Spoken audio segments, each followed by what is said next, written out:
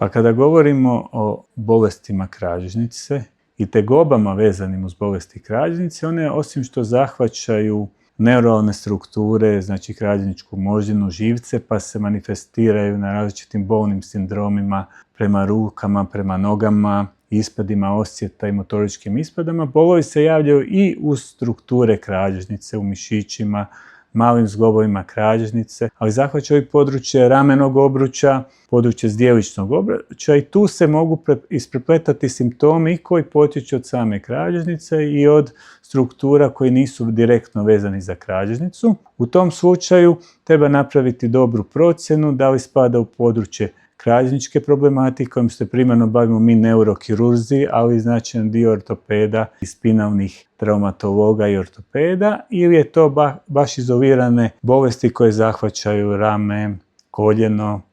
kukove, zdjelicu, kojima se primarno bave ortopedi.